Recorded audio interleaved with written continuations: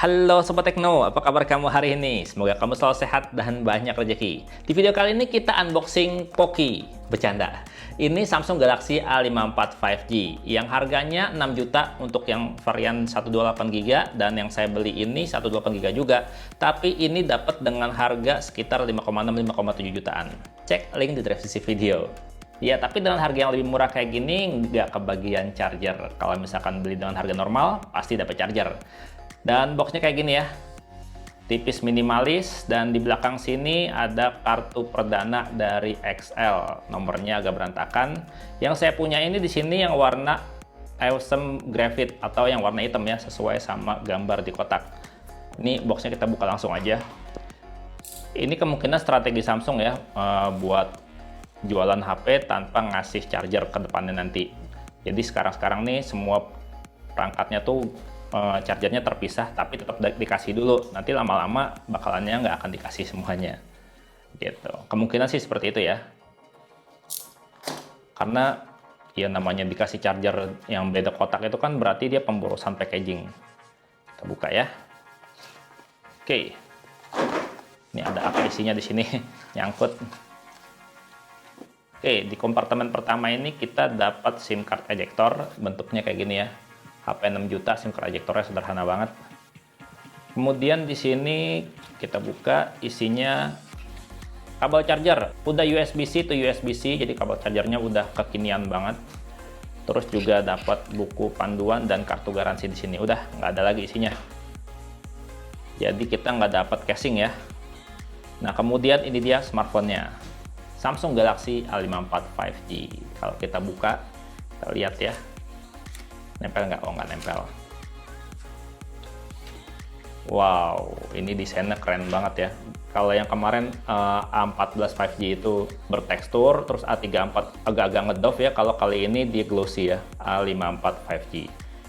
Kelihatan lebih nih ya, kelihatan lebih cakep gitu ya.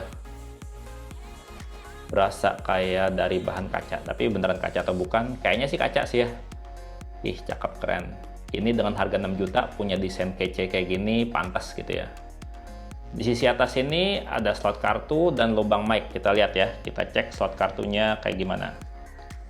Ini udah 128GB, ada juga yang 256GB, harganya 400.000 lebih mahal gitu ya, 16399.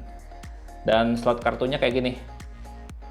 Kamu bisa dual SIM, tapi kalau misalkan dual SIM kamu nggak bisa nambahin micro SD. Jadi ini hybrid ya. Dan karena slot kartunya masih hybrid, jadinya kalau kamu pengguna dual SIM ya kamu harus pilih secara bijaksana ya. Kalau 128GB cukup ya nggak apa-apa. Tapi kalau misalkan kurang, beli yang 256GB sekalian. Di sisi kanan sini ada tombol volume dan tombol power ya. Dimana tombol powernya ini nggak jadi satu sama sensor sidik jari. Kemungkinan sensor sidik jari di depan. Dan di sisi bawah ada port USB, ada lubang mic dan grill speaker. Sementara di sisi kiri polos yang nggak ada apa-apa. Sementara kalau untuk tampak depannya ya kita nyalain dan kita setting-setting dulu. Nah kayak gini nih tampak depan dari Samsung Galaxy A54 5G. Ya walaupun agak tebal ya bezelnya kalau dilihat sini ya, samping kiri kanan atas bawahnya, tapi ini tuh kalau dilihat kayak HP-HP mahal karena dia tuh simetris atas bawah kiri kanan. Jadi dilihatnya tuh manis walaupun agak tebal dikit. Asli keren dilihatnya, dan ini layarnya cakep banget ya. Layarnya udah AMOLED dan ini dia udah ada in-display fingerprint ya. Dan itu dia cukup cepat. Sayangnya fingerprintnya dia masih mode optik, jadinya kalau jari basah pastinya dia nggak bisa baca. Dan kalau dilihat di sini ya, ini belum saya install aplikasi sama sekali, cuman baru setting-setting awal doang, jadinya masih banyak tuh yang logo-logo kayak gini karena dia belum ke-download. Di sini saya mau kasih lihat dulu pada kondisi terbuka dari box ini dia isinya apa aja gitu ya. Kita lihat di sini baterai and device care. Kalau kita lihat di sini storage-nya udah terpakai 26,6GB dan available-nya 101GB. Di sini kita lihat sistemnya 26GB ini, sistem ini tuh besarnya nggak 26GB pas ya, karena dia harusnya lebih kecil. Kenapa? Karena dari 128GB pasti ada yang berkurang, karena ini kan gigabyte bukan gigabit. Jadinya sebenarnya kapasitas aslinya nggak sampai 128 ya, kira-kira berkurang 7-8GB. Jadi tinggal dikurangin aja 26GB, dikurang 7 atau 8GB. Itu sekitar 18GB ya untuk ininya, untuk sistemnya. Jadinya sistemnya tuh udah termasuk ramping, makanya wajar kalau dipakai gitu dia berasa banget yang namanya smoothnya, enak banget gitu. Dan di sini kita lihat ya, kalau kita lihat lagi Di bagian memori di sini RAM-nya 8 GB dan ada fitur yang namanya RAM Plus. Fitur zaman now nih yang bisa nambahin virtual RAM hingga 8 GB. Ini default apa adanya ya. Jadi pada saat pertama kali dinyalain emang udah ke setting 4 GB kayak gini. Dan kalau kita lihat about phone-nya di sini, about phone. Dan ini dia tuh software informasi, kita lihat dia udah Android 13 berdasarkan One UI versi 5.1. Ini One UI yang terbaru, jadi nyaman banget pastinya. Dan saya suka dari One UI itu desainnya tampil elegan minimalis kayak gini. Terus kalau dilihat lagi untuk layarnya, ini saya suka banget ini mendesain layarnya, terus juga walaupun agak-agak tebal ya. Terus juga dia tuh visualnya tuh mantap banget dilihatnya. Di sini dia udah 120 Hz tuh. Untuk refresh rate layarnya bisa standar, kalau misalnya kamu pengen baterainya lebih awet, pasang di standar. Tapi kalau kamu pengen lebih mulus, ya pasang di adaptif kayak gini. Sayangnya untuk refresh rate layar ini, Samsung nggak nyediain pilihan di lock di 120 Hz. Adanya di adaptif sama di standar 60 Hz. Kalau saya pribadi ya, saya lebih suka di lock aja di 120 Hz gitu, daripada adaptif kayak gini. Karena kadang-kadang yang namanya adaptif, pada saat kita butuh cepat, dia nggak langsung buru-buru cepat gitu. Kadang-kadang masih terpaku sama settingan yang sebelumnya gitu. Dan untuk isinya kayak gimana, kita install beberapa aplikasi yuk. Oke, Samsung Galaxy A54 5G ini udah saya install beberapa aplikasi, salah satunya adalah Antutu. HP ini tuh dia pakai prosesor Exynos 1380 buatan Samsung sendiri. Kita lihat ya performanya kayak gimana. Skornya hampir 500.000, ini udah percobaan yang kedua kali, dan skor segini tuh mirip-mirip sama Dimensity 1080 ya, kalau ngelihat skor Antutunya aja. Tapi kalau misalnya untuk skor Geekbench atau skor yang lainnya belum dicobain, karena Bang Teten baru install Antutu doang, dan ini installnya juga cukup lama ya. Nah terus kalau ngelihat sensor-sensornya, ini sensornya udah cukup komplit ya, karena dia udah Android 13, ada sensor boxnya tuh bukan yang kayak gini ya, bukan yang biasa. Nih sensornya, sensor boxnya aplikasinya baru, beda gitu. Dia komplit ya, dia udah punya orientasi sensor, dia bisa buat kompas jadinya. Terus juga ada gyroscope sensor, tapi ini nggak tahu nih ya, gyroscope-nya ini hardware atau software, tapi kayaknya sih hardware ya. Terus dia juga ada magnetic sensor, yang nggak ada dia pressure sensor dan temperatur sensor standar, nggak ada. Kalau light sensor juga dia ada ya, jadinya kecerahan layar otomatis pasti jalan dengan baik di HP ini. Sekarang kita cobain ya kamera depannya yang 32 megapiksel. Nih HP kalau buat selfie harusnya bagus, 32 megapiksel, dan ini HP kelas harga 6 juta. Kita coba ya.